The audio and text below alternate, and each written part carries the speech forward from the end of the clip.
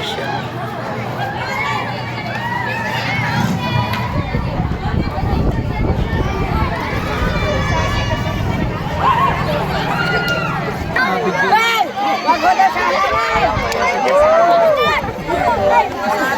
Ayan po yun ayan po ang section ni na Justin. Yan. Matapat po. Yan. Yan po. Are po ang advisor. Yan po ang advisor nila.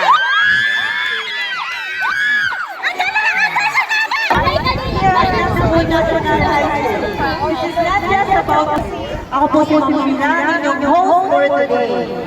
So to formally start our program, we will invite everyone to stand for the nationalistic song to be followed by a prayer.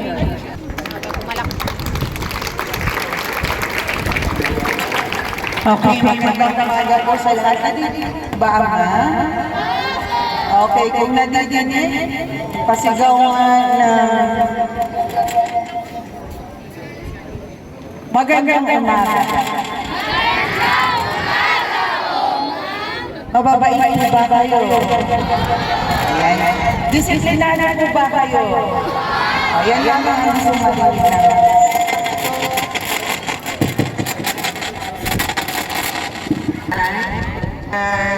Ano man po ang kakulangan, kanino mga bagay na nakikita ninyo pag nagkakaroon tayo ay papasasahan ninyo at tutulungan niyo po kami na magpaparutan. Naranasan ninyo, ma-witness ang magkaroon tayo ng Nutrition Month celebration, lalo ang ating search for Mr. and Miss Nutrition. Tama po? Okay, ito ay panahon para makapag-assess kayo sa inyong mga sarili. Ay, ganito pala ako, healthy ba ako, hindi ba ako healthy, ano ba ang dapat kong kainin, bakit ba ito? At para makumpleto naman ang ating mga judges, judge number 1 si Doc Rachel po. Judge number 2, Ma'am Maybell. And judge number 3, Sir John. And Sila po mga daring 25%, talent 15%, production, hindi na siya talent, production number na lang 15%, physical attributes 35%, wit and confidence 25%, for a total of 100%. Okay? Let's meet the candidates who will charm us not just with their beauty but also with their knowledge of nutrition. Each contestant to represent their specific nutritional value or healthy practice. Let us go on our candidates.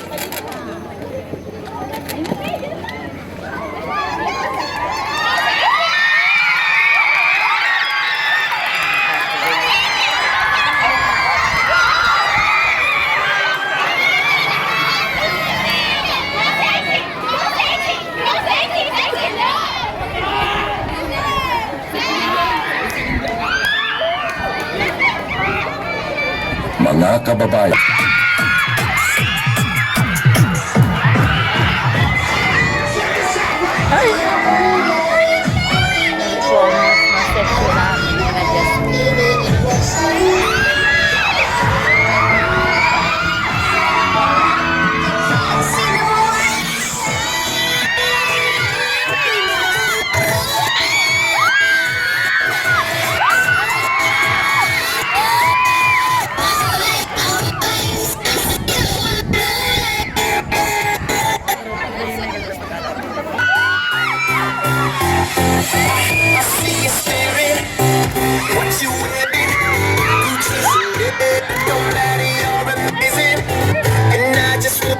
you be my bride, 'cause girl, you've been burning up in my... My name is Trisha May B. Ila, representing grade 7 Makajos. Naniniwala sa isang kasabihan, ang gulay para sumigla ang iyong buhay. My name is Mark Chloe P. Guzman, representing grade 7 Macadros.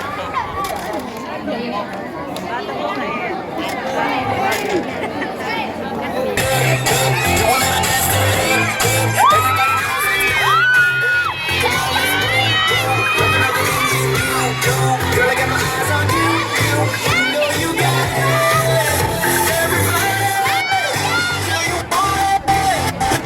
Ako po si Rihanna Macy Austria, representing grade 7 mga Diyos. Naniniwala sa kasabihan, pag ang bata'y kumakain ng gulay, sigurado,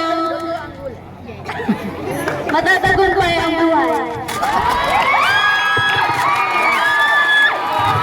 Ako po si Florence P. Mercado, representing grade 7 Macadros.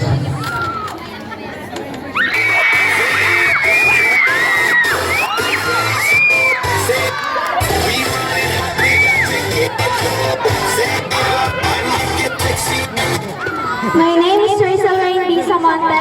Naniniwala ako sa kasabihan,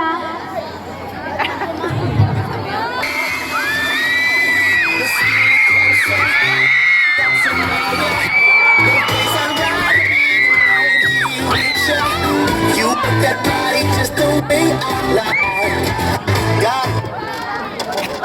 my name is Mia Dimbarba from grade 7. Naniniwala ako sa kasabihan, healthy food, happy mood. My name is Marcos Kungki Padara. Naniniwala sa kasabihan na kumain ng gulay pampahaba ng buhay.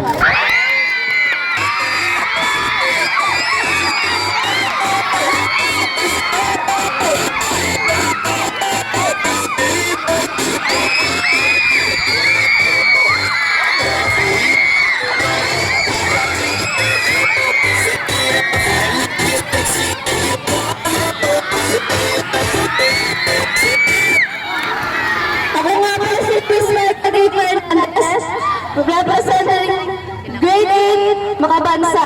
Ang aking kasabihan na malusog at pangangatawan ay tungo sa magandang kinabukasan.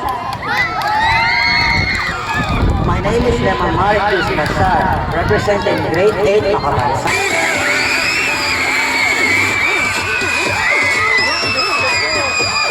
Nagkagulo na.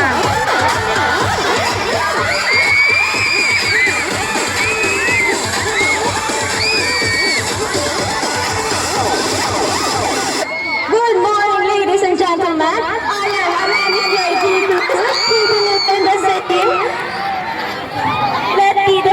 Let the food be the medicine, and medicine be the food. Good morning, everyone. My name is Aiden Felix, and I believe the saying, proper health is the key to a bright future.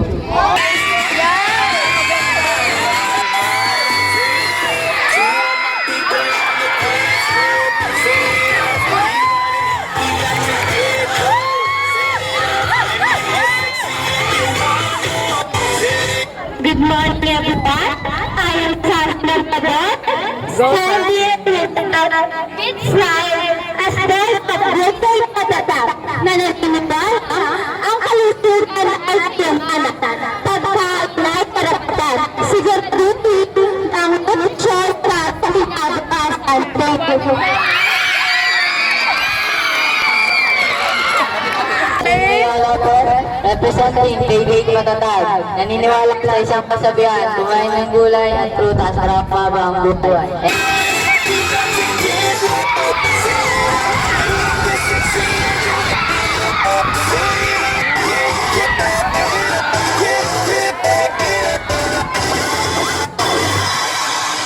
Good day, everyone. My name is Jonabel R. Simonta, representing grade 8 Matatag at naniniwala sa kasabihan, ang tamang nutrition ay susi sa malusog na pangangatawan. Good morning, everyone. My name is Red Sevilla, representing grade 8 Sino ba?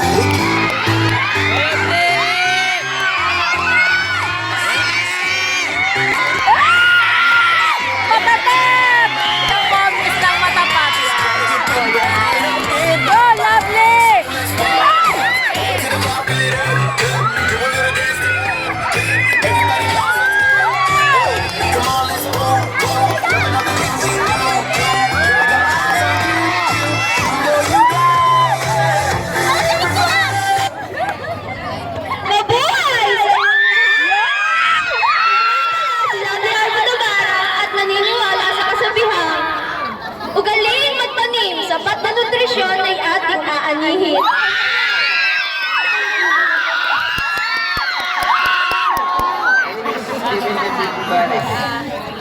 Huwag kabahan. Pinakabahan pa.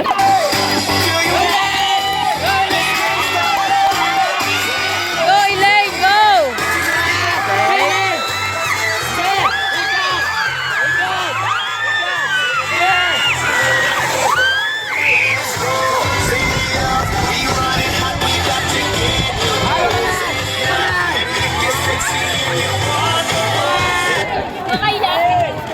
My name is Elaine A. Villela at naniniwala sa kasabihang kumain ng gulay para sa saganang buhay. At papagsirit sa report sa liwala sa po. Kumain ng gutay at mabubuhay. Grade 9 Matapag.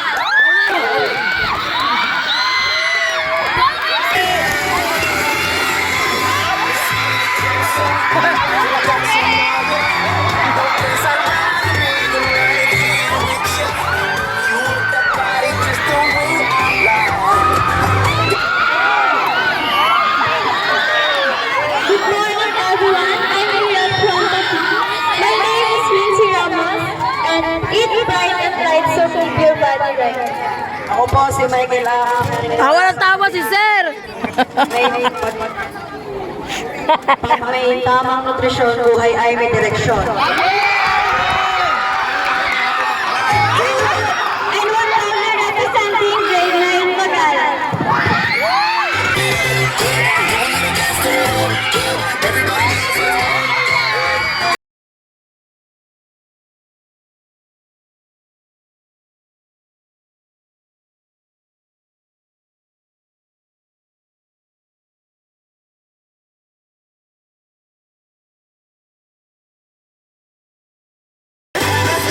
Everyone, I am Kaela de la Cuesta at naniniwala sa kasabihang, you are what... My name is Roger B. Bernabé. Naniniwala ako sa kasabihan na pag kumain tayo ng prutas at gulay, ang katawan natin ay magiging malusog at matibay.